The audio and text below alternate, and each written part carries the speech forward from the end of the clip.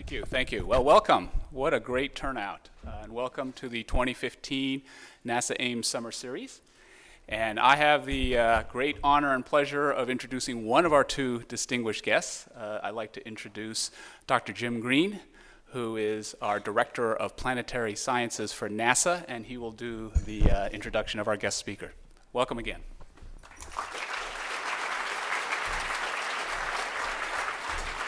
Thank you very much, Eugene.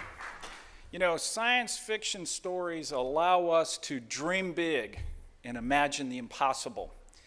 These stories become, in many cases, that are classic stories, become embedded in our minds and the way we think and the way we work in the future and in our society.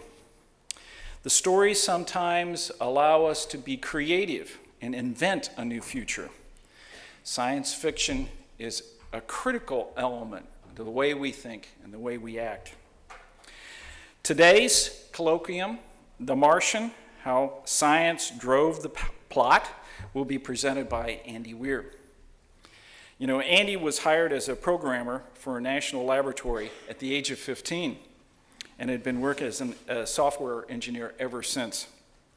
He is also a lifelong space nerd, like many of us, and is devoted hobbyist on subjects such as relativistic physics, orbital mechanics, and the history of manned spaceflight. The Martian is Andy's first published novel. He originally self-published it in 2011 and re-released it in 2014.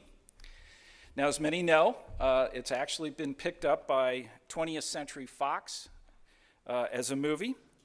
Ridley Scott is the producer. If you've seen the trailers, that is a movie I want to see. But of course, I want to tell you, The Martian should be required reading for NASA. Today, Andy will describe how science drove the plot, illuminating the connectivity between science fiction and science fact. So let's give a round of applause to Andy Weir.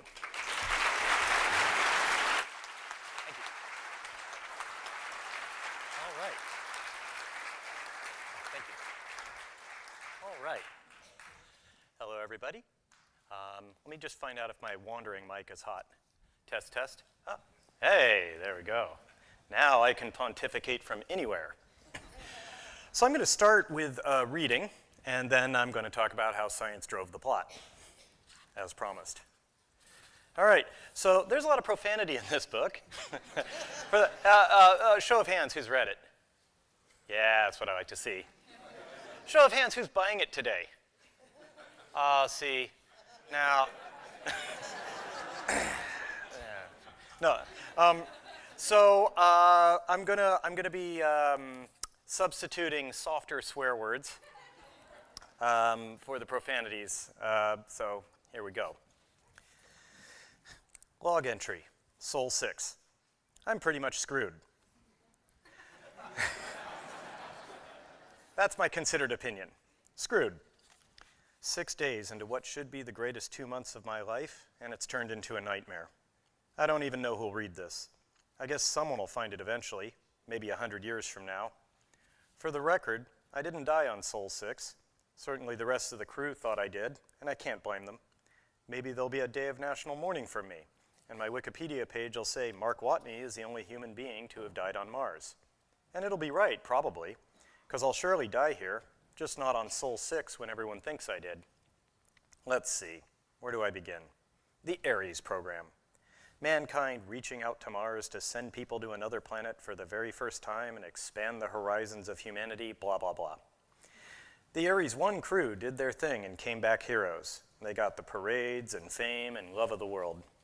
Ares 2 did the same thing in a different location on Mars. They got a firm handshake and a hot cup of coffee when they got home.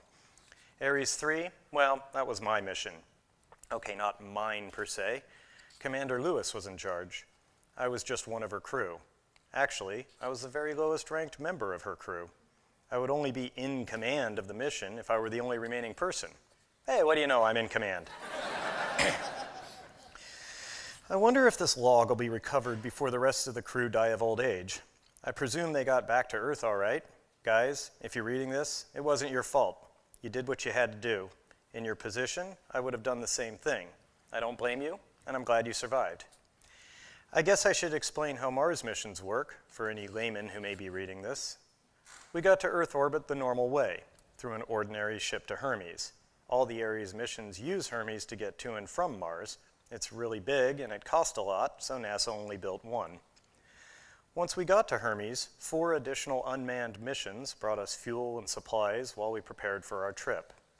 Once everything was a go, we set out for Mars, but not very fast. Gone are the days of heavy chemical fuel burns and trans-Mars injection orbits. Hermes is powered by ion engines. They throw argon out the back of the ship really fast to get a tiny amount of acceleration. The thing is, it doesn't take much reactant mass, so a little argon and a nuclear reactor to power things let us accelerate constantly the whole way there. You'd be amazed at how fast you can get going with a tiny acceleration over a long time. I could regale you with tales of how we had great fun on the trip, but I won't. I don't feel like reliving it right now. Suffice it to say, we got to Mars 124 days later without strangling each other. From there, we took the MDV, Mars Descent Vehicle, to the surface. The MDV is basically a big can with some light thrusters and parachutes attached. Its sole purpose is to get 6 humans from Mars orbit to the surface without killing any of them. And now we get to the real trick of Mars exploration, having all your crap there in advance. A total of 14 unmanned missions deposited everything we would need for surface operations. They tried their best to land all the supply vessels in the same general area and did a reasonably good job.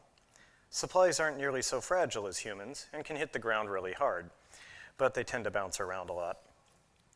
Naturally, they didn't send us to Mars until they'd confirmed that all the supplies had made it to the surface and their containers weren't breached. Start to finish, including supply missions, a Mars mission takes about 3 years. In fact, there were Ares 3 supplies en route to Mars while the Ares 2 crew were on their way home. The most important piece of advanced supplies, of course, was the MAV, the Mars Ascent Vehicle. That's how we would get back to Hermes after surface operations were complete. The MAV was soft-landed, as opposed to the balloon bounce fest the other supplies had. Of course, it was in constant communication with Houston, and if there had been any problems with it, we would have passed by Mars and gone home without ever landing. The MAV is pretty cool. Turns out, through a neat set of chemical reactions with the Martian atmosphere, for every kilogram of hydrogen you bring to Mars, you can make 13 kilograms of fuel. It's a slow process, though. It takes 24 months to fill the tank. That's why they sent it long before we got here. You can imagine how disappointed I was when I discovered the MAV was gone. It was a ridiculous sequence of events that led to me almost dying, and an even more ridiculous sequence that led to me surviving. The mission is designed to handle sandstorm gusts up to 150 kilometers per hour. So Houston got understandably nervous when we got whacked with 175 kilometer per hour winds. We all got in our flight spacesuits and huddled in the middle of the HAB just in case it lost pressure, but the HAB wasn't the problem. The MAV is a spaceship. It has a lot of delicate parts. It can put up with storms to a certain extent, but it can't just get sandblasted forever. After an hour and a half of sustained wind, NASA gave the order to abort. Nobody wanted to stop a month-long mission after only 6 days, but if the MAV took any more punishment, we'd all have gotten stranded down there. We had to go out into the storm to get from the HAB to the MAV. That was going to be risky, but what choice did we have? Everyone made it but me. Our main communications dish, which relayed signals from the HAB to Hermes, acted like a parachute, getting torn from its foundation and carried along with the torrent. Along the way, it crashed through the reception antenna array. Then one of those long, thin antennae slammed into me end first. It tore through my suit like a bullet through butter, and I felt the worst pain of my life as it ripped open my side. I vaguely remember having the wind knocked out of me, pulled out of me really, and my ears popping painfully as the pressure of my suit escaped. The last thing I remember was seeing Johansson hopelessly reaching out toward me. I awoke to the oxygen alarm in my suit, a steady, obnoxious beeping that eventually roused me from a deep and profound desire to just die. The storm had abated. I was face down, almost totally buried in sand. As I groggily came to, I wondered why I wasn't more dead. The antenna had enough force to punch through the suit and my side, but it had been stopped by my pelvis, so there was only one hole in the suit, and a hole in me, of course. I'd been knocked back quite a ways and rolled down a steep hill. Somehow I landed face down, which forced the antenna to a strongly oblique angle that put a lot of torque on the hole in my suit. it made a weak seal. Then, the copious blood from my wound trickled down toward the hole. As the blood reached the site of the breach, the water in it quickly evaporated from airflow and low pressure, leaving a gunky residue behind. More blood came in behind it and was also reduced to gunk. Eventually, it sealed the gaps around the hole and reduced the leak to something the suit could counteract. The suit did its job admirably. Sensing the drop in pressure, it constantly flooded itself with air from my nitrogen tank to equalize. Once the leak became manageable, it only had to trickle new air in slowly to relieve the air lost. After a while, the CO2, carbon dioxide, absorbers in the suit were expended. That's really the limiting factor to life support. Not the amount of oxygen you can bring with you, but the amount of CO2 you can remove. In the HAB, I have the oxygenator, a large piece of equipment that breaks CO2 apart to give the oxygen back. But in the spacesuits, they have to be portable, so they use a simple chemical absorption process with expendable filters. I'd been asleep long enough that my filters were useless. The suit saw this problem and moved into an emergency mode the engineers called bloodletting. Having no way to separate out the CO2, the suit deliberately vented air to the Martian atmosphere, then backfilled with nitrogen. Between the breach and the bloodletting, it quickly ran out of nitrogen. All it had left was my oxygen tank. So it did the only thing it could to keep me alive. It started backfilling with pure oxygen.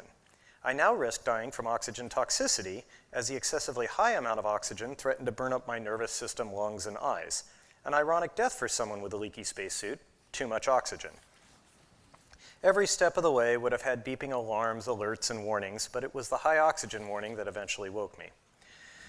The sheer volume of training for a space mission is astounding. I'd spent a week back on Earth practicing emergency spacesuit drills. I knew what to do. Carefully reaching to the side of my helmet, I got the breach kit. It's nothing more than a funnel with a valve at the small end and an unbelievably sticky resin on the wide end.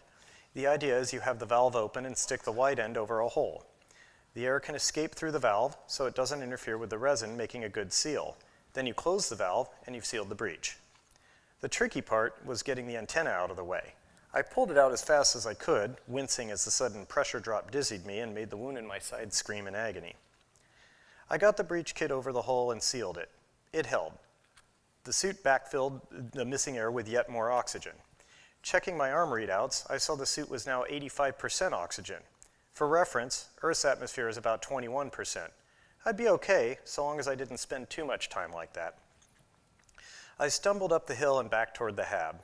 As I crested the rise, I saw something that made me very happy and something that made me very sad. The HAB was intact. Yay! And the MAV was gone. Boo.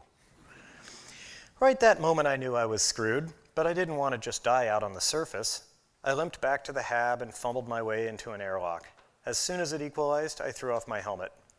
Once inside the HAB, I doffed the suit and got my first good look at the injury. It would need stitches. Fortunately, all of us had been trained in basic medical procedures, and the HAB had excellent medical supplies. A quick shot of local anesthetic, irrigate the wound, 9 stitches, and I was done. I'd be taking antibiotics for a couple of weeks, but other than that, I'd be fine. I knew it was hopeless, but I tried firing up the communications array. No signal, of course. The primary satellite dish had broken off, remember? And it took the reception array with it. The HAB had secondary and tertiary communication systems, but they were both just for talking to the MAV, which would use its much more powerful systems to relay to Hermes. Thing is, that only works if the MAV is still around. I had no way to talk to Hermes. In time, I could locate the dish out on the surface, but it would take weeks for me to rig up any repairs, and by then it would be too late. In an abort, Hermes would leave orbit within 24 hours. The orbital dynamics made the trip safer and shorter the earlier you left, so why wait? Checking out my suit, I saw the antenna had plowed through my biomonitor computer. When on an EVA, all the crew's suits are networked so that we can see each other's status. The rest of the crew would have seen the pressure in my suit drop to nearly zero, followed immediately by my biosigns going flat. Add to that, watching me tumble down a hill with a spear through me in the middle of a sandstorm, yeah, they thought I was dead. How could they not? They may have even had a brief discussion about recovering my body, but regulations are clear. In the event a crewman dies on Mars, he stays on Mars. Leaving his body behind reduces weight for the MAV on the trip back. That means more disposable fuel and a larger margin of error for the return thrust. No point in giving that up for sentimentality. So that's the situation. I'm stranded on Mars. I have no way to communicate with Hermes or Earth. Everyone thinks I'm dead. I'm in a HAB designed to last 31 days. If the oxygenator breaks down, I'll suffocate. If the water reclaimer breaks down, I'll die of thirst. If the hab breaches, I'll just kind of explode. If none of those things happen, I'll eventually run out of food and starve to death. So yeah, I'm screwed. Thank you.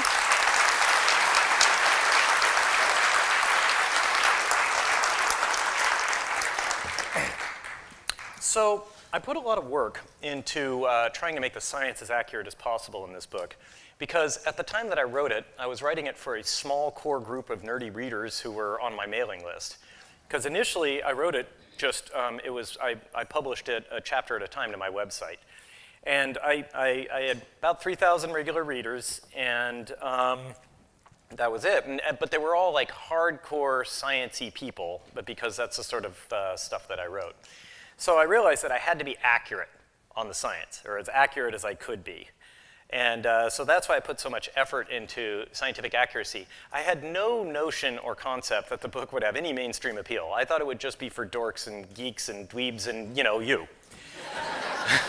So, and me, you know. So I was really surprised to see that it took off so well. And what I'm going to talk to you about today is how science drove the plot. A lot of people ask me, so the book has a very simple formula: problem, solution, problem, solution, problem, solution. And a question I get asked a lot is, did you come up with the problems first, or did you come up with the solutions first and then work out a problem? And the answer is I came up with the problems first. I tried to have each problem be caused by the solution to the previous problem. Like, oh, this broke, so I took apart this other thing to fix that. Oh, well, now the other thing doesn't work, and so on. And so the whole plot is driven by the realities of the physical world that we live in, or the one he lives on anyway. It was interesting because just by sitting down and doing the math on these things, just making no pleasant assumptions and just doing the math on everything, I kept finding more and more problems. So, and that's good because that's what I wanted. So one example is early on, very early in the book, he realizes, like in fact, in the part I read, he realizes he doesn't have enough food. And he goes about trying to grow his own crops. He grows potatoes in the hab to try to generate enough calories to survive. And I was like, okay, well, he's a botanist, so let's assume he knows anything that I can look up, right? And so I said, okay, how would you grow potatoes on Mars? Well, here's how you grow potatoes in general, and assume he's got adequate lighting from internal lights and stuff like that. And one thing I found out is, well, it needs a medium to grow in. So he used just Martian soil that he brought in. And then I'm like, well, wait a minute. How much water does that soil need? Because Martian soil's pretty dry. And it turns out he'd need something like 600 liters of water to cover the soil, to moisten the soil sufficiently for potatoes to grow. And I was like, there is no way they'd bring 600 liters of water on a manned Mars mission when they have a water reclaimer. All they need is like, you know, some amount of water in reserve to last them long enough to evacuate if they lose their water system. They really don't need to bring 600 liters of water. That's 600 kilograms. See, I did the math there in my head. And that's a lot of mass, right? And so I'm like, how the hell is he going to get 600 liters of water? And then so I said, like, all right, well, that's a problem he's got to solve. And so it was really cool because, and then there's this whole plot line in the book where he's manufacturing water. He's reducing leftover hydrazine from the MDV to liberate the hydrogen. He can get oxygen by collecting CO2 from the Martian atmosphere and then running it through the oxygenator to liberate the oxygen. Now he has hydrogen and oxygen, and he can put them together to make water. Things don't go as smoothly as he'd like on that process, especially the mixing the hydrogen and oxygen part. But it's just one of those examples of where just doing the math and checking the science had huge effects on the plot. And that happened over and over again. What I'm going to show you now is, so I'm a software engineer, and I spent 25 years writing software before I wrote The Martian. When the only tool you have is a hammer, every problem starts to look like a nail. And so when I was trying to figure out the orbital dynamics of how Hermes got between Earth and Mars, I was like, well, how do you do this? How do you do this? Because it's relatively easy in orbital dynamics to figure out how to get a ship from one point to another. an intercept orbit or just a transfer orbit and then another thrust to match the orbit of your target. It seems complicated, but in the grand scheme of things, it's not that complicated, at least not for a fiction writer where I don't need to have the huge levels of accuracy that a real mission would have, right? But I had no idea how to deal with a constantly accelerating craft. Hermes is powered by ion engines, which use basically a nuclear reactor for power to rapidly accelerate, in this case, argon atoms, such that they go so fast they pick up relativistic mass, which is why you don't need nearly as much reactant mass. It has a much better specific impulse than traditional chemical rocket propellant, and it's a good way, hey, screensaver, and it's a good way to do interplanetary travel. And I'm like, how the hell do I calculate an orbital trajectory with a constantly accelerating craft? And I started trying to do the math on this, and once I was like 10 integrals deep, I realized I was in way over my head. And I emailed around to mathematicians and stuff, and they're like, I don't know, God be with you. And so I said, like, well, what does NASA do? I mean, they've worked this out. By the way, ion engines, I didn't make this up. This is a real technology. Probably most of you know that, but it's a real thing that has genuinely been used in missions, and most recently the Grail mission used ion propulsion. No? They're laughing. Dawn. Well, Dawn also. Yeah. Grail, the moon, the ones that mapped the moon. They didn't? No. Oh, I'm wrong. Dawn did. Okay. So,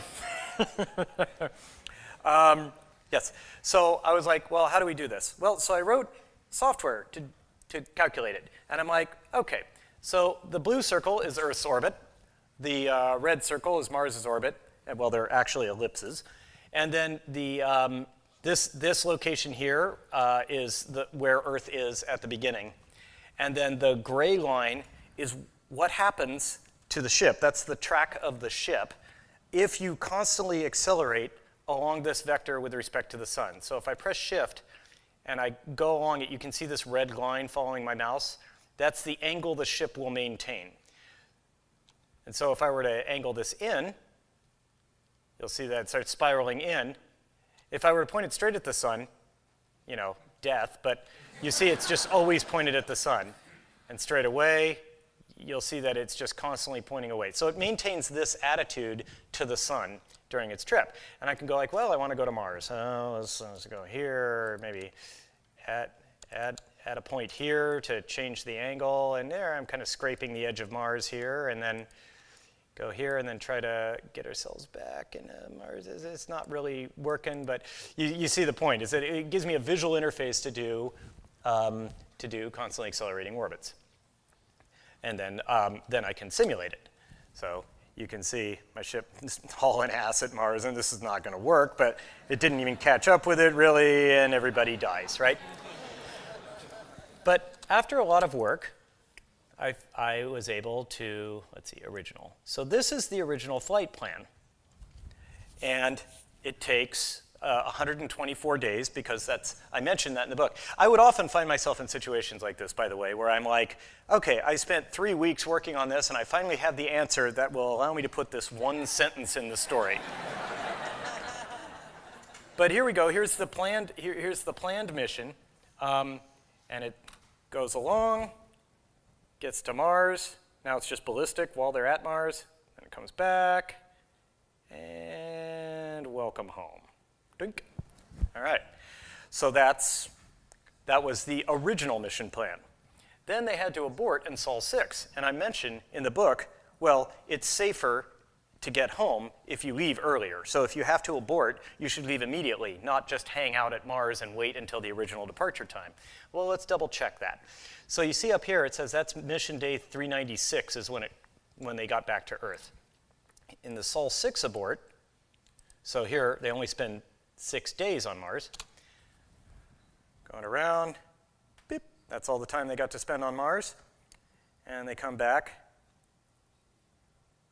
And mission day 365, pure coincidence, happens to be exactly 1 year. That's just, numbers do that. And so as you can see, it saves them, what, like 2 months of travel time. So it is safer. So my statement is backed up. That's the reason they left immediately rather than hanging out in Mars orbit. Would have been a different story if they were just hanging out in Mars orbit and realized, Mark was still alive. Now I'm going to give you a spoiler. So just be warned, this is going to give you a spoiler. This is what the ship actually does in the book.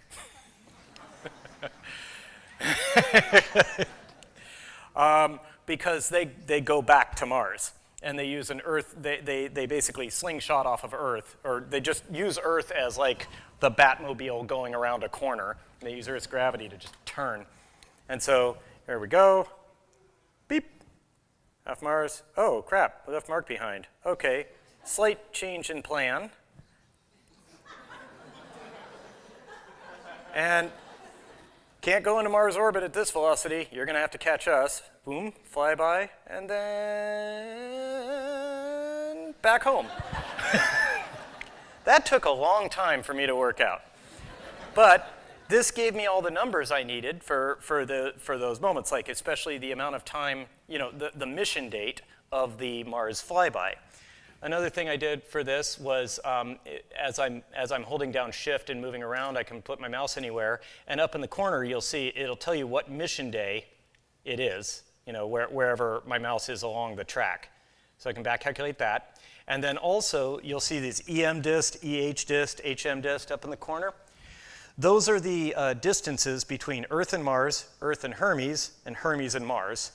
And those are in actual distances and then in light transmission time, so that I could be accurate to the radio transmission time when they're communicating with each other across these big distances. It was important to me to have these things be accurate. So doing all this, putting all this together, meant I had to choose a launch window. I had to choose a point in time, like right there, where Mars and Earth are just like right at those positions. Okay, why those positions? Well, I needed a launch window such that Mars and Earth would work for this to happen. And then also, because of events in the book, I needed these original planned 60 days that they were going to be there. I needed that to encompass Thanksgiving of the year that it's in. Because of plot reasons. So that's kind of an interesting issue, right? That was a whole bunch of math for me to just find to find a launch window and then adjust these trajectories and stuff to work with the new launch window. But it meant that I can tell you that this mission left Earth on July 7th, 2035. So if you're ever curious when this takes place, that's when they left Earth. And the section I just read was, I think, November 12th, 2035. So, and what's interesting is as I went through the book, I kept going forward. Everything is in these log entries. Sol this, sol that. So that means that any given moment in the book, I can tell you the exact real calendar date that it takes place. And there's one point in the book where significant plot events happen. There's a whole bunch of people at JPL hanging out in an ad hoc control center they had to throw together. And I was like, oh, what date will this be? It happened to be Valentine's Day. It happened to be February 14th. And I was like, ooh, I could make a joke like that. I could be like, oh, I can't believe we all have to come into work on Valentine's Day. It's like, yeah, like any of you have girlfriends, right? And I was going to make that joke, but I realized to the reader, that would just be like, why is that there? It's like, because you wouldn't know that I have a whole bunch of math to back up that it actually has to be Valentine's Day. To you, it would be like I just went out of my way to put this stupid line in. So that was another thing, is just like, when I did all the math and figured something out, I couldn't just automatically put it in, even if I thought it was cool, because whatever I put in there needs to advance the story or be interesting to the reader. So it's really hard to resist that urge, though, because it's like, it took me a long time to write this. It should take you a long time to read it. So there are a few inaccuracies in the book that some of them are deliberate, some of them are not deliberate, and some of them were accurate when I wrote the book and in the intervening time have been proven wrong. So the most inaccurate thing, the most inaccurate part of the book is the nature of the sandstorm. In reality, a Martian sandstorm would have practically no inertia at all, because while they do get 150 to 200 kilometer an hour winds, the atmosphere on Mars is less than 1% Earth's atmospheric density. So the total inertia, it's like standing outside in a 1 mile an hour breeze. That's all the force you would feel. Wouldn't do any damage. I knew that at the time I wrote it. I am guilty of bullshitting everybody. But they told me not to swear up here, yeah. Well, that's what beeps are for.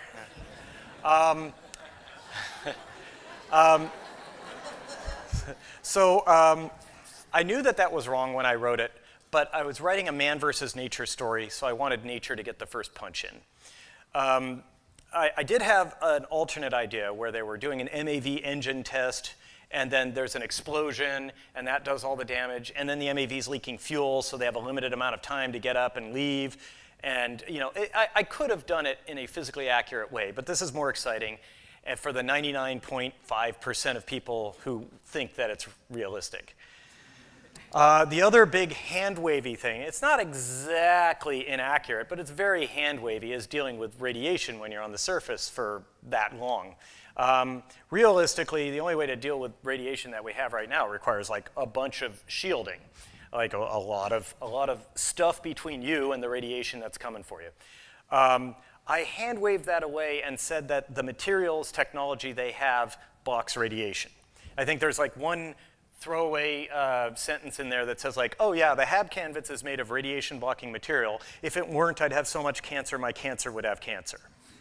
Right, but there's no way to make something this thick that'll protect you for 1.5 years on Mars. I mean, it's just not possible. So that's a bit hand-wavy, but I said, tech. But it's one of the only places where I made up a technology that flatly doesn't exist. For the most part, it's just real technology that has been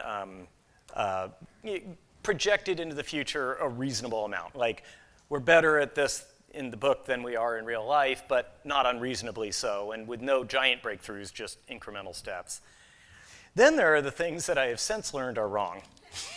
Things that everybody would have told you was right at the time I wrote the book, and we have since found out is wrong. One thing to remember is everything Curiosity has done was done after I wrote this. Curiosity almost screwed me, because at one point in the book, he drives through Marth Vallis, which is an area on Mars. It's a big valley. It used to be either a large water flow went through it or it was carved by wind, but one way or another, it's a valley. And that's a very interesting geological feature on Mars, and it happened to be where he was. Like, I didn't say, oh, I'm going to have him go through Marth Vallis. No, I mean, I had mapped where he was on Mars and where he was going and all the things he was going to do, and I'm like, oh, this is a convenient way for him to get from point A to point B. Well, after I wrote the book, after it was up there and available for reading, and then Curiosity, the JPL and NASA were picking, oh, where are we going to land Curiosity? Well, they got it down. They had a whole bunch of landing site ideas, and they narrowed it down to the final 4 candidates, and one of them was Marth Vallis. I'm like, you're going to land a big-ass probe on top of my protagonist, and people are going to read, you went through Marth Vallis. Why didn't he like grab Curiosity for parts or something like that? And it's like, I wasn't there when I wrote it.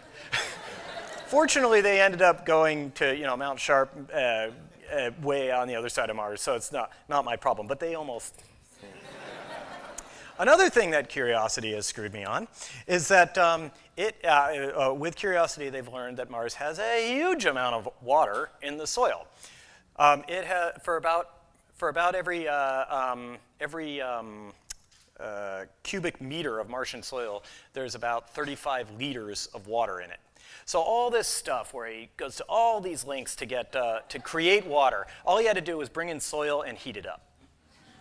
So I'm told we have about 10 minutes left.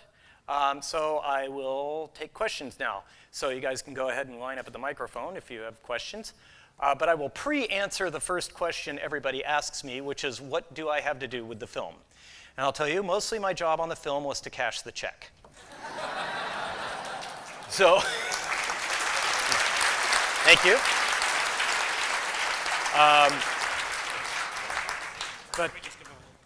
Sorry. So just a quick directions on questions. If you have a question, line up in the middle of the aisle.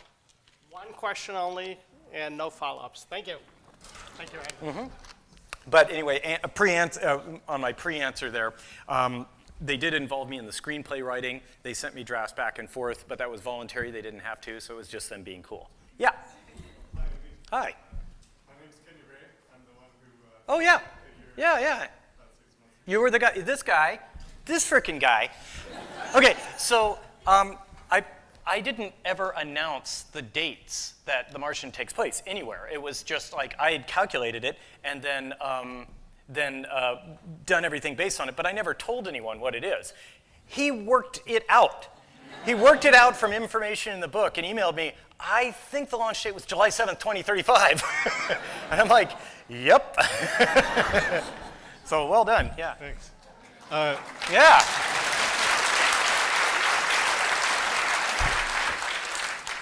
So I have a question about a comment that you made on Reddit a little while back. You mentioned how you imagined Hermes to be kind of a cone-shaped capsule that could split apart and rotate for gravity and then combine back together to use the heat shield for aerobraking. Right. I just thought that was a really interesting idea, and I was wondering why it wasn't discussed more in the book. Well, I didn't want to focus too heavily on Hermes. By the way, for people with red flags up in your head, the heat shield itself did not split in half. It was a single solid object. It's the rest of the ship would come away from the heat shield, split in half, and rotate. So it would provide centripetal gravity for their trip, because the alternative would be for them to spend their first week on Mars laying on the ground like astronauts just coming back from ISS and unable to move. But I didn't discuss it more because that wasn't the focus of the story. And once again, just because I put a lot of work into something doesn't mean it's what I should be telling the reader. Yeah. So hi, I'm Daryl Jan from the Life Support branch here at Ames, and I want to tell you I really appreciate the scientific depth you went into in the life support system. To borrow your habit of not when you say bad words, let me say you had me at poop. Poop, yes, yes.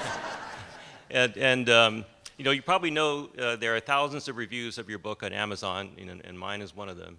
And I would say it looks like 90% of them love your book, give it 5 stars, and then around 10% are saying, where's the romance, where's the angst and the philosophy and all Yeah. that. So I'm just wondering, is there going to be any of that other stuff in the film? Well, I'm not allowed to talk about the screenplay. I'm not allowed to give details, but I can tell you that I like it, and that it's a good, faithful adaptation of the book. And I hate superfluous love plots. So take that information. By the way, when it comes to life support, when it comes to PLIS research, that's another thing that's been invalidated by the real world since I wrote the book. They now have modern-day PLISs that they're working on at Johnson Space Center can just separate out the CO2. They don't need expendable filters. They just goes through a membrane and it's gone. You probably know that, but I don't know if everybody else is. Anyway, yeah. Thanks. Welcome to Ames. Thank you. My question was, in the book you gave a rather prominent role to our esteemed friends and colleagues down south. And perhaps less prominent role than they would have had to our friends and colleagues at JSE. But you didn't give a role to your friendly Silicon Valley neighborhood NASA center, and I was wondering why that was and if we'll play a bigger role in a future book. Well, once again, I also didn't give a shout out to Marshall Space Center or even the Cape barely. It's just all about where do I have to go to advance the plot of the story? It's not about a grand tour of NASA installations. So, yeah. I got the same question at SpaceX, by the way. They're like, why didn't SpaceX make the booster?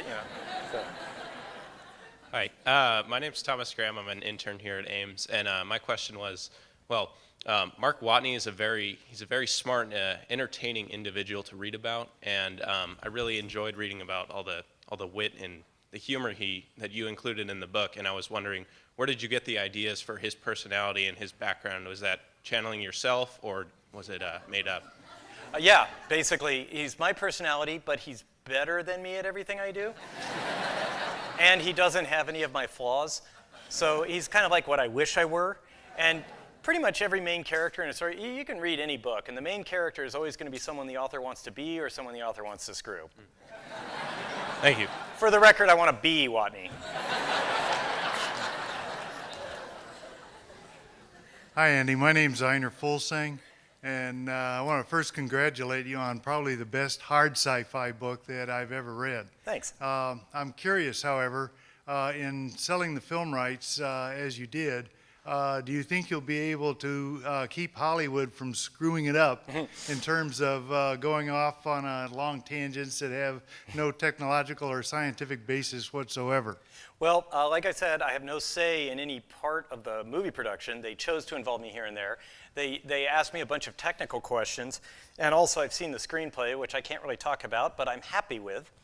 And also, based on the technical questions that they asked me, I can tell they care a lot about accuracy. Like, they're like, oh, can we transfer hydrazine from one container to another out in Mars's atmosphere? I'm like, no, it'll boil off. They're like, okay, okay.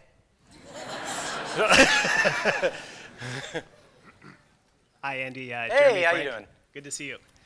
So, I've worked an awful lot with our colleagues in Texas, and I am curious, when you visited there several weeks ago and discussed, especially with flight controllers, some of the more interesting plot twists that led to the change in the Hermes plan. What did they think of that, especially the... They loved it. They really loved it, the JSC people. So when I was talking to Dr. Ochoa, she was saying, for every character in the book, I can name someone at NASA that is exactly like that. Well, so more particularly, without giving away a crucial plot twist, let's just say that there was some disobedience that took place. And that's a place where, that was very interesting to me, especially since I've worked a lot with those people. But what did they think about that? They didn't comment on it specifically. I mean, I don't know how realistic a scenario it would be for that to happen in the first place, but I think the events that transpire after that are reasonably accurate for what would probably happen as a result. There, we're speaking in code so as not to spoil the book too much. I don't want to get too much. Yeah. Hi, nice to meet you. My name is Jae-Won Hong. I'm an international intern here. Sorry, by the way, to scare you before you start your talk. Oh, no. So, yeah, just that shows I'm a huge fan of yours. So, and I actually had a question about how you named your spacecraft, Hermes, because I personally wanted you to name it Charlie Brown and Snoopy like they did in the Apollo program. So, would you consider that for your next book, hopefully? And so, yeah, just my question is, yeah. So the reason it's named Hermes is because Hermes is the messenger of the gods. It goes back and forth from god to god. And so from Earth, like Gaia, to Mars, god of war, I thought it was an appropriate name.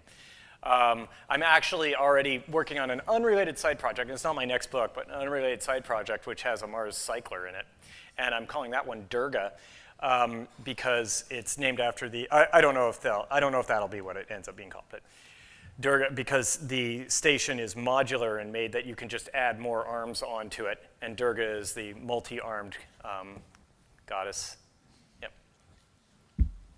Hi. One of the things that I found really interesting about the book is the personalities of just the different astronauts and what they brought to Mars and how they would deal with the psychology of losing someone back on Mars. So I was wondering how you did research on that and how much you enjoy Three's Company.